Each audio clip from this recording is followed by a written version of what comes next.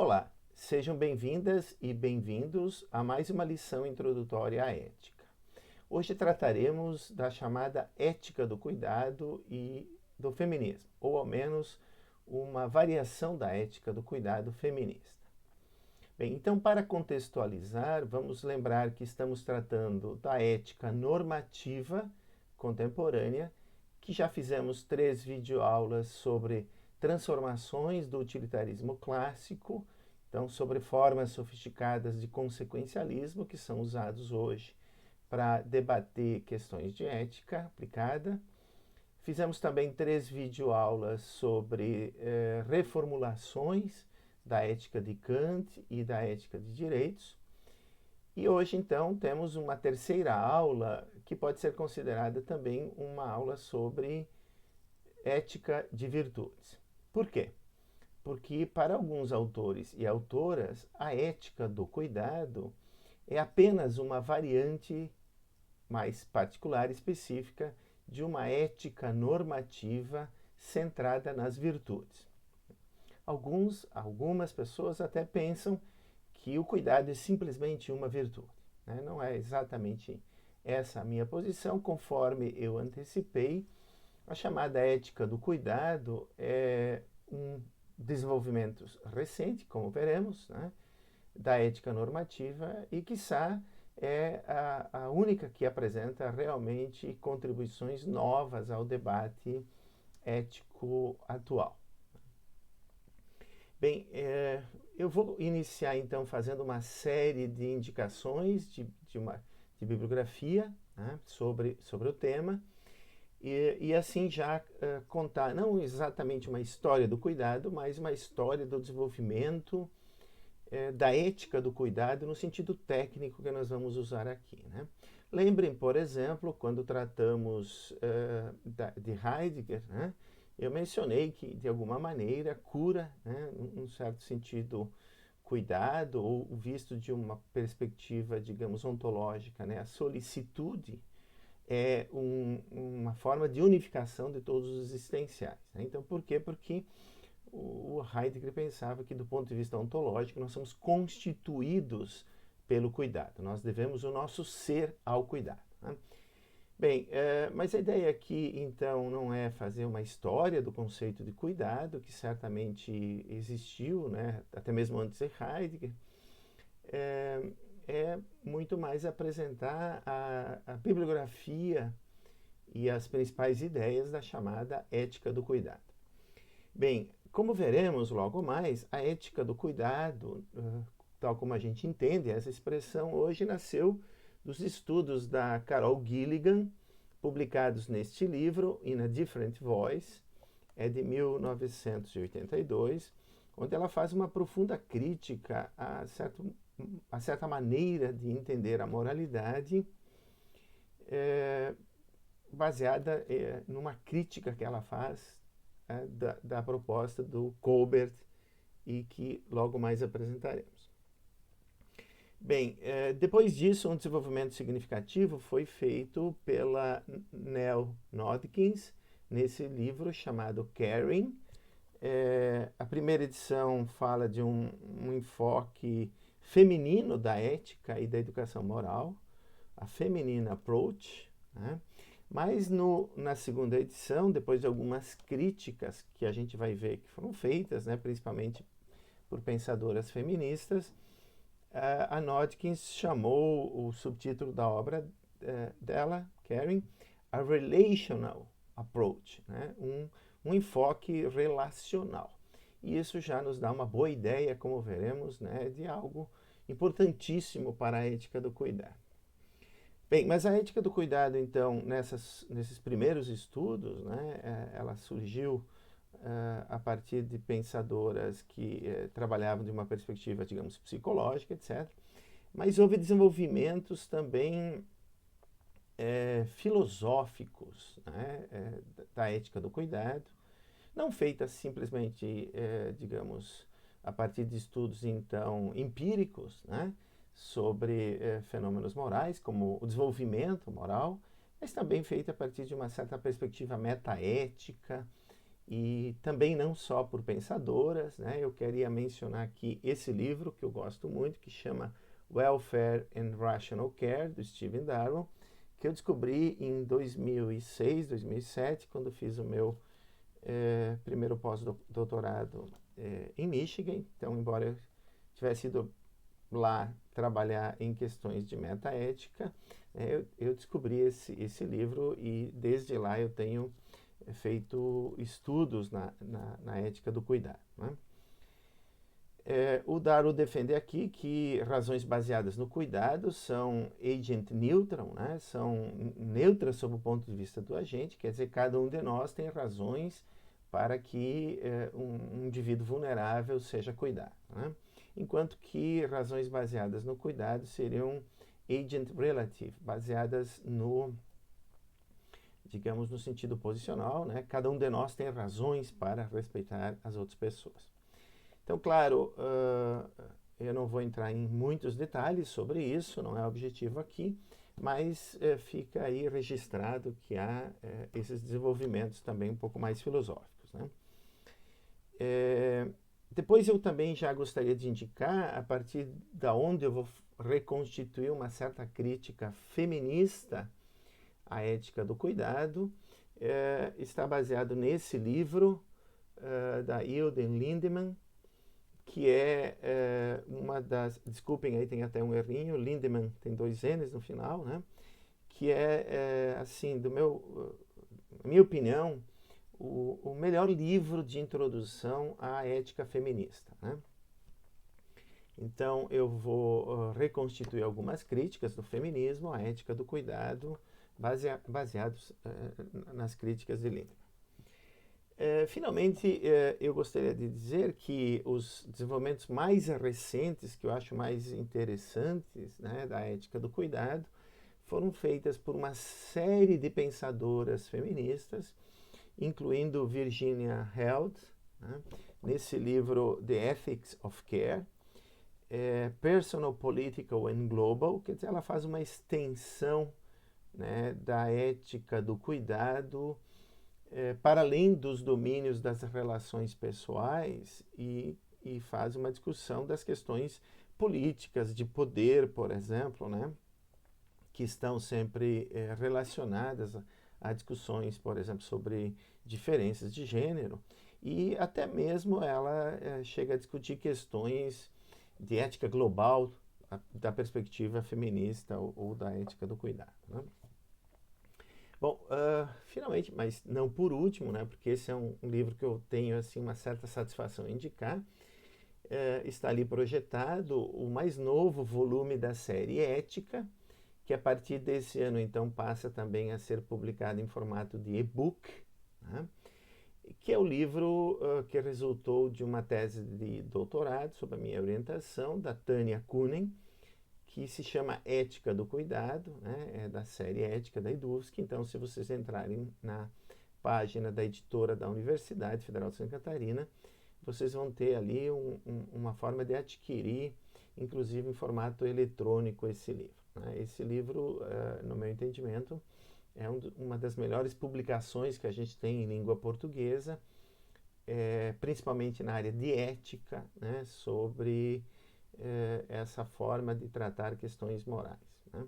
Porque, infelizmente, eu digo, né, na filosofia, o pensamento feminista e a ética do cuidado tem sido um pouco negligenciado no Brasil, e é só recentemente que algumas pessoas se põem a estudar as questões morais a partir dessa perspectiva ética. E nesse sentido, a Tânia faz uma excelente contribuição, fica aí a recomendação, então, como leitura complementar à videoaula de hoje. Bem, agora eu gostaria então de apresentar uma certa discussão sobre se a ética do cuidado é ou não uma ética de virtudes, né? Então, o que eu vou reproduzir agora tem a ver com o surgimento da ética do cuidado no sentido técnico. É algo que é discutido nesse livro, né, In a Different Voice. Como eu disse, a Carol Gilligan era uma doutoranda que trabalhava junto com Colbert, E Colbert é o proponente desse quadro que eu já vou comentar, que, enfim, fez, assim como Jean Piaget, né, uma aplicação do construtivismo, não apenas em termos de desenvolvimento cognitivo, mas também em termos de desenvolvimento moral. Tá? Então, segundo Colbert, né, eu já comento as críticas de Gilligan a esse modo de entender a moralidade, né? Segundo Colbert, nós poderíamos classificar o desenvolvimento moral das pessoas, né, dos primeiros anos de vida até, digamos, a maturidade moral, em 6 estágios. Né? Num primeiro momento, nós teríamos 2 estágios que ele chama de pré-convencional. Então, o comportamento moral, né, de crianças, de bebês, né, de 1 ano, 2, ele seria guiado pelas consequências externas e ainda não existiria uma internalização de valores ou regras. Né? Então, por exemplo, no primeiro estágio, aquilo que se considera correto ou não é obedecer ordens dos pais. Né? E aqui, por exemplo, o modo já, né, eu vou antecipar um pouco isso, né, o modo como meninos e meninas resolvem certos dilemas morais é diferente. Tá? Claro, não nesses primeiros estágios, né, mas assim que a gente pensa em certos dilemas, por exemplo, o dilema de Heinz, né, que é o seguinte: imagine uma situação de um marido, né, desempregado que descobre que a esposa, por exemplo, tem câncer e já no estágio avançado. Ele gasta todas as economias que tem da família, né, e comprando remédios, e o único local que tem remédios é numa farmácia, numa cidade que cobra um preço muito acima do que custa exatamente pelo monopólio que tem. Né? Então o Heinz passa por lá e se cogita se ele deveria, por exemplo, roubar o remédio, já que ele não tem condições ou não. Né? Bem, então, nesses primeiros estágios pré-convencionais, né, nesse primeiro nível da base da punição e da obediência, né, as crianças dizem que é uma resposta assim, bastante sincera, até que o Heinz não deveria roubar o remédio porque ele seria preso. Né? Bem, num outro estágio, desenvolvimento mútuo, aí correto é outra coisa, é uma certa troca justa, né? Enfim, um fair play aí, né? Então, nesse caso, algumas crianças respondem que o Heinz deveria roubar o remédio porque o dono da farmácia está cobrando demais, está sendo abusivo e tal, né? Bem, depois nós passamos para 2 estágios do que o Colbert chama de pensamento convencional. Ali o comportamento moral já é, de alguma forma, guiado por regras, né?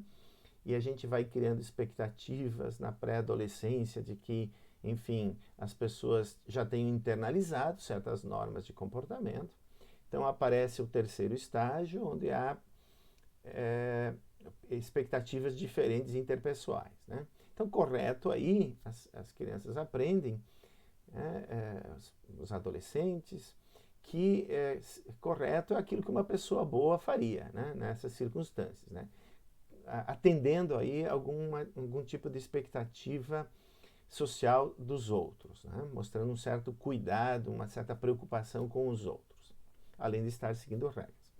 Então, as crianças nessa idade, em geral, respondem que Heinz deveria sim roubar o remédio, porque é isso que um marido dedicado faria. Né? Você temos aí uma qualificação do que seria ser um bom marido. Né? No quarto estágio, correto, então já passa a ser estabelecido pela lei e pela ordem. Correto é cumprir a ordem social, cumprir os deveres estabelecidos, né, e tal. Então, Heinz não deveria roubar o remédio porque isso seria contra as leis. Tá? Bom, no chamado nível pós-convencional, então, o comportamento moral ele já seria internalizado por princípios morais. Então, prestem bem atenção a isso. Esse nível pós-convencional é um nível digamos, de normas gerais universais de conduta que nós, de forma autônoma, criamos e nos autoimpomos. Tá? Então, teria ainda aí um estágio, digamos, mais de legalidade, né? O correto seria proteger direitos básicos que estão estabelecidos nas leis da cidade em vigor, né? Que promove justiça, democracia, etc. Nesse sentido, alguns respondem que Heinz deveria roubar o remédio porque a sua obrigação de salvar a esposa se sobrepõe ao direito, por exemplo, de propriedade. Né? Então, mesmo aí nós vemos um certo conflito entre direitos, digamos, e uma hierarquização. Agora, no estágio 6, nós não teremos apenas princípios legais, mas princípios universais. Então, correto é aquilo que é estabelecido por uma moral universal. Né? Então, estamos falando aqui de princípios morais. Né? Tais como o valor da vida humana, a não violência, igualdade, etc. Né? Então, algumas pessoas responderam, né, alguns meninos e meninas responderam que se deveria roubar, mesmo que fosse para salvar uma pessoa estranha. Né, que então a vida tem um valor maior em relação à propriedade. Bem, agora, sem maiores detalhes, né, o que o Colbert, enfim, constatou é que uma grande maioria das meninas no início da sua adolescência, né, elas respondiam sempre considerando as razões em torno daquilo que é o estágio 3, que está destacado aí. Então, as meninas diriam, bom, por que se deve roubar o remédio? Porque é isso que um bom marido faria. Né? Então, essa constatação empírica do Colbert levou ele a uma conclusão um tanto quanto machista de dizer que as meninas não passavam, né, e as mulheres em geral não passariam dessa terceira fase, desse terceiro estágio, melhor dito, né, e seria ali, né, claramente um tipo de ética de virtudes. Né? Então, assim, cuidar da esposa doente seria algo que o marido teria a responsabilidade de fazer e um bom marido faria isso. Bem, a Gilligan ela ficou muito incomodada com essas conclusões. Né? Ela imaginou que haveria alguma coisa errada aí, porque claramente o Colbert logo associou a outras afirmações machistas, por exemplo, de Freud, né, da inferioridade moral das mulheres, e assim por diante. E a Gilligan, então, começou a questionar criticamente. Né? Bem, então, nesse estudo, então ela acabou revendo as entrevistas e refazendo alguns estudos sobre o desenvolvimento moral das pessoas. O que ela constatou é que, enfim, esse quadro, ele é ele próprio uma certa expressão de um viés masculino, né, de compreensão da moralidade. Por quê? Porque são, em geral, os meninos, né, os homens, que aplicam a princípios universais. Mas essa é uma perspectiva, digamos, vamos chamar isso de voz masculina, né, como ela faz. Quer dizer, resolver dilemas morais apelando para princípios universais, princípios de justiça, por exemplo, de equidade, de igualdade de direitos e tal, seria uma típica forma de raciocínio masculino. Né? Enquanto que as meninas teriam uma outra voz, por isso o título In a Different Voice. Né? E a outra voz seria expressar através de sentimentos, de uma maneira empática, né, de ver as pessoas sofrendo, dar-lhes atenção e, eventualmente, agir no benefício delas, né, cuidá-las efetivamente. Essa seria uma voz, digamos, mais centrada na responsabilidade pessoal que temos, né, por exemplo, numa relação entre duas pessoas casadas. Né? Bom, foi por isso, então, claro, aqui a gente teria que explorar um pouco mais, né, que a Gilligan concluiu que existiriam duas vozes, duas maneiras de resolver os dilemas, né, e que não seria adequado falar em um nível pós-convencional, formado por princípios, né? E que as meninas ou as mulheres em geral não teriam condições ou, enfim, uma maneira de aceder a esses princípios e, portanto, seriam moralmente inferiores. Né? Bem, então, claro, esse estudo ele criou uma certa polêmica, né? E muitas pessoas, então, começaram a fazer análises mais detalhadas do que significa na nossa vida exatamente o cuidado. Né? Então, aqui está uma contribuição da Noodkins, né, na direção do desenvolvimento da ética do cuidado. Né? Nesse livro chamado Caring, então, a Noodkins se põe a fazer uma análise conceitual do cuidado. Né?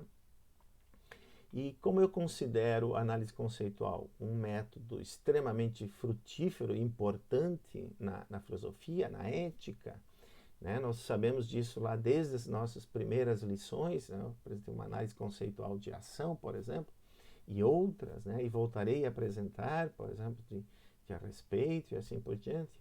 Eu quis reproduzir aqui a análise da Noodkins de uma relação de cuidado. Né? Exatamente, lembrem, uma análise conceitual procura especificar as condições necessárias e ou suficientes, né, para se estabelecer regras de uso de um determinado conceito. No caso aqui, cuidado. Então eu considero essa proposta da Noodkins um desenvolvimento significativo, né, na formação da ética do cuidado. E segundo a Noodkins, numa certa situação, uma relação é uma relação de cuidado se e somente se. Então, W cuida, tal como descrita pela pessoa cuidando, né, essa relação de cuidado. E aqui a expressão é the one caring, de X. Né? E a segunda condição é que X, de cared for, reconheça que W cuida de X. Né? Bem, claro, ela parece puramente formal, mas na verdade o que está entre parênteses aí, tal como a relação é descrita pelo one caring, né, envolve muitos elementos. Então, por exemplo, sentimentos morais, a empatia. Né? W tem que se colocar no lugar de X para identificar as necessidades, aquilo que causa vulnerabilidade e tudo mais. Né? Só assim o cuidado se transforma numa atenção a essas necessidades, às vulnerabilidades. Né? Bem, e esse é um elemento. E é por isso que na ética do cuidado, os sentimentos morais são importantes, são valorizados e são estudados. Né? A simpatia, a empatia, a compaixão, né? São elementos sempre muito, digamos, investigados. Agora, isso não é suficiente. Em outros locais, a Noodkins diz que, por exemplo, o cuidado é uma relação de valoração intrínseca de um indivíduo vulnerável. Né? Então, quando nós cuidamos de uma outra pessoa porque isso é bom para ela, né? E não motivados, digamos, de forma autointeressada, nesse cuidado está pressuposto uma valoração intrínseca da pessoa vulnerável. Né? Bem, então, essa forma de análise conceitual do cuidado, né, ela é proposta nesses termos.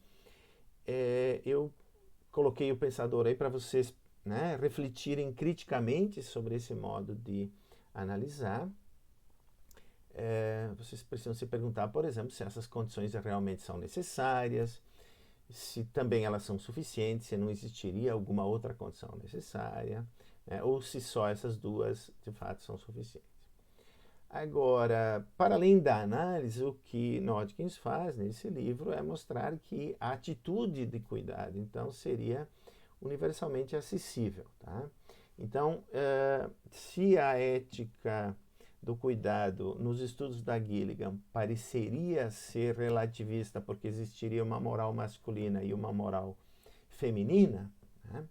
a partir dos trabalhos da Nodkins, parece claro que a atitude de cuidar é acessível a todas as pessoas, né? Inclusive a homens. Né?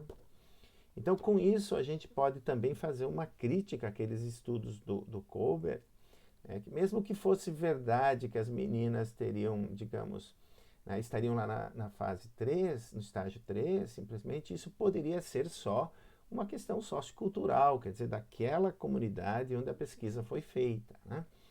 E que desenvolvimentos, digamos, né, não impediriam da gente pensar que os meninos também teriam que desenvolver a sua voz do cuidado. Né?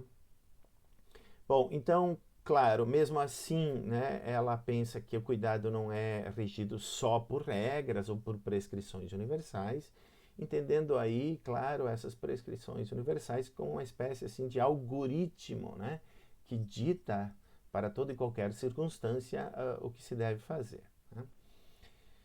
Agora, é preciso também ter clareza que essa relação de cuidado ela é uma exigência ética. Ela não é o que a Nodkin chama de cuidado natural, mas é um cuidado ético. Tá? Então, mesmo que a gente possa olhar, por exemplo, para aquilo que é o paradigma da relação de cuidado, né?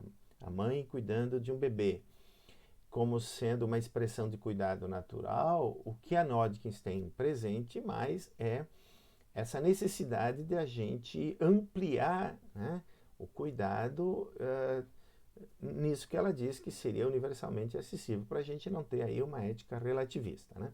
Eu considero isso muito importante porque, enfim, se supera certa dicotomização, digamos, né, na ética de diferentes vozes.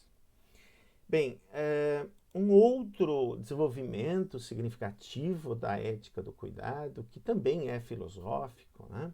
Acho que a Nodkins aí com a análise conceitual, com a tentativa de mostrar que não estamos só falando do cuidado natural, mas o ponto central aqui é um cuidado ético, né? Enfim, nós já vemos que não estamos só falando de desenvolvimento moral das pessoas, como era o caso da Gilligan. Né? E aqui então eu gostaria, não vou falar do Darwin, né? Gostaria de mencionar uma filósofa também, Annette Bayer, né? Que num livro chamado Moral Prejudices, ela se pergunta exatamente depois de ler o livro da Gilligan, sobre qual seria a diferença assim, básica, né, entre uma filosofia moral ou uma ética feita por homens e por mulheres. Né?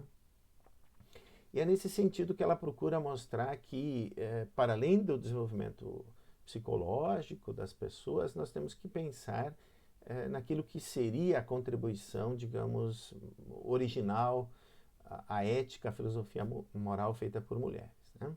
Então, há um primeiro capítulo aí que é intitulado O que as mulheres querem na teoria moral. Então, teoria moral aqui é ética, né? Uma teorização sobre a moralidade. E a Bayer responde nesses termos. Eu conjecturo que a maioria das mulheres, que expressa as intuições das mulheres e suas preocupações, seria uma ética do amor. E essa hipótese parece ser a de Gilligan também, pois ela, depois de In a Different Voice, escreveu muito sobre as limitações da compreensão de Freud sobre o amor, tal como as mulheres, enfim, experienciam o amor, conhecem o amor. Né?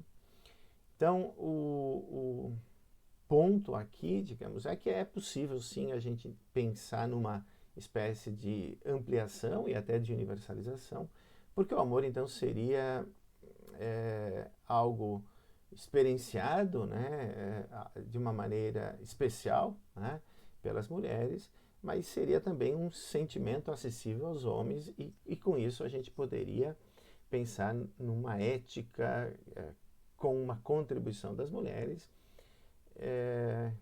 que servissem, digamos assim, que tivesse uma abrangência mais ampla e universal. Bem, agora, para ir finalizando, eu gostaria de elencar algumas críticas, então, feministas a esse modo de ver a moralidade. Né? Então, algumas eu já antecipei, mas eu vou me basear nesse livrinho, então, né? A Invitation to Feminist Ethics, para reconstituir algumas críticas que no final do século XX, início do século XXI, então, esse livro é de 2006, se eu não me engano, sim, foram sendo feitas ao modo, digamos, como a Gilligan, a Nodkins, né, entenderam a moralidade. Bem, qual é a crítica fundamental das feministas à ética do cuidado, né? Ao menos daquela primeira geração, digamos, né? Elas criticam a ética do cuidado, pois essa seria apenas uma moral feminina. Né? Lembrem, na primeira edição, de fato, o enfoque feminino na ética, na educação moral, era o subtítulo da obra da Nodkins. Né? Bem, então, o que elas criticam é exatamente essa vinculação com o feminino, né? Porque isso tem um grande perigo, né, segundo as feministas, que é reproduzir certos estereótipos, né, que relegam as atividades em geral de cuidado, como, por exemplo, né, o cuidado dos filhos, ou da casa, ou certas profissões sociais vistas como menos valorizadas, né? Por exemplo, a enfermagem seria para meninas e a medicina para meninos, etc. Quer dizer, essa moral baseada no cuidado, vista só de uma perspectiva feminina, então teria esse aspecto negativo, né? E não possibilitaria, portanto, a superação de preconceitos, né, machistas da moral tradicional, né, que historicamente, né, a gente constata vários comentários depreciativos que vêm desde Aristóteles, Nietzsche, Schopenhauer, Freud, que eu acabei de mostrar, tentando convencer, digamos, que a moralidade feminina ela seria inferior, ou as mulheres seriam moralmente inferiores em geral. Então essa crítica ela é muito pertinente, né? Porque se há algo que o feminismo significa é exatamente a igualdade entre as pessoas, a despeito do pertencimento a um determinado gênero, a uma certa orientação sexual, né? Quer dizer, se consideramos as pessoas como agentes morais, elas são absolutamente iguais, né? Têm os mesmos direitos, as mesmas obrigações. Aliás, aqui é importante lembrar também, né, que em videoaulas anteriores eu fiz algumas tentativas, embora assim tímidas, né, eu reconheço, de resgatar certas contribuições de filósofas ou de pensadoras em geral a ética, né, a filosofia moral. Então, lembrem aqui, por exemplo, do livro Abdication of Women's Rights, né, da Mary Wollstonecraft, é um nome difícil realmente de sobrenome dizer, né? Que critica Rousseau, que reconhece que os meninos têm certos direitos, mas, enfim, ela procura expandir esses direitos e diz que as meninas também têm direito a uma educação igualitária. Bem, há outras críticas, tá? Uma delas, por exemplo, é que o cuidar não seria a única forma de valorar alguém intrinsecamente. Aqui há uma crítica pontual, por exemplo, a Nodkins, que veria o cuidado de si simplesmente como uma condição para cuidar de outras pessoas. Então, de fato, ela instrumentaliza aí o autocuidado, né? O autocuidado também tem valor intrínseco, né? Seria uma valoração intrínseca. Bem, agora, a principal crítica, então, que a Lindemann faz é que as defensoras de uma ética do cuidado, ao menos as primeiras, né, elas não levavam em consideração as relações de poder da sociedade, né? E que a sociedade, em geral, né, ela sempre foi patriarcalista, né? Então, a ética do cuidado não possibilitaria que se superasse o patriarcalismo inerente à sociedade, né? inerente à filosofia, inerente às ciências, às artes, né? E às principais instituições sociais. Então, segundo a Lindemann, se é para a gente pensar uma ética do cuidado, ela tem que ser transformada pela crítica feminista, né?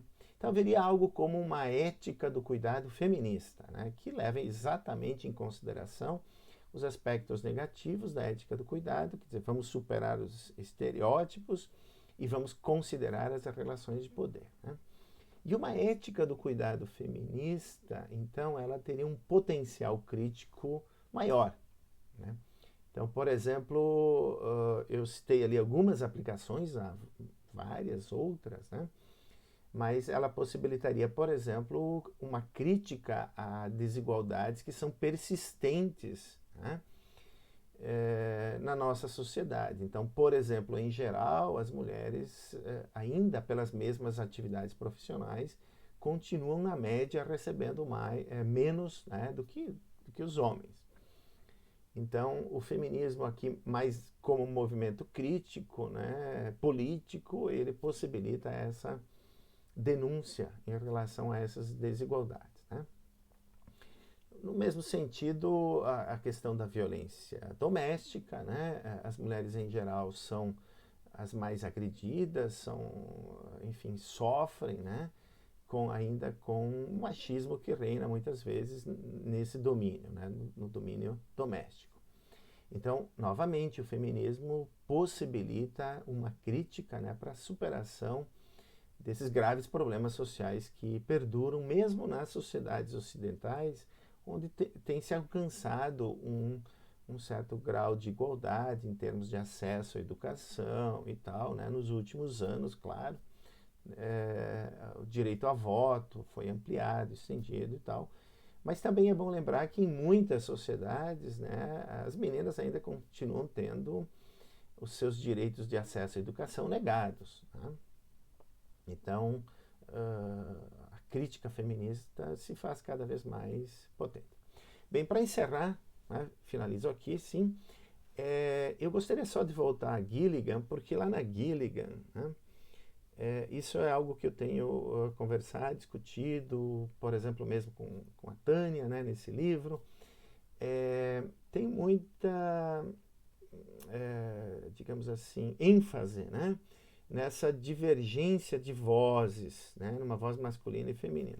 Mas tem uma passagem no final do livro da Gilligan, que eu pretendo voltar mais adiante, por isso que eu não vou citar aqui, onde ela cogita a possibilidade de a gente pensar a complementaridade da voz masculina e feminina na moralidade. Então é como se, né, uma ética baseada em princípios de justiça, de igualdade de direitos e tal, não fosse absolutamente incompatível com preocupações de cuidado, né, com responsabilidades, digamos, pessoais que eventualmente a gente tem com quem está mais próximo, né? Quer dizer, nas relações, por exemplo, domésticas ou mesmo no domínio público e tal, né? Então, essa complementaridade, ela parece importante porque, enfim, mais adiante nós vamos discutir a possibilidade de congruência entre teorias éticas normativas, né? Então, para não ficar nessa apresentação, temos aí reformulações do consequencialismo, reformulações da ética deontológica, e temos diferentes variações de ética de virtudes, né? Eu acho que a gente precisa discutir na filosofia em geral, do aspecto, sob o ponto de vista, digamos, da teorização ética, né, a possibilidade de congruência desses três modelos de reflexão filosófica sobre a moralidade. Mas nós faremos isso mais adiante, né, quando depois discutirmos algumas aplicações dessas teorias a diferentes questões de ética aplicada, então, né?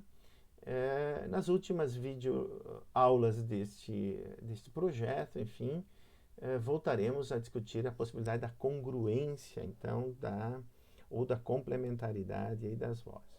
Bem, por isso, por hoje é só. Eu convido vocês a assistirem a próxima videoaula sobre ética no Brasil republicano. Até lá!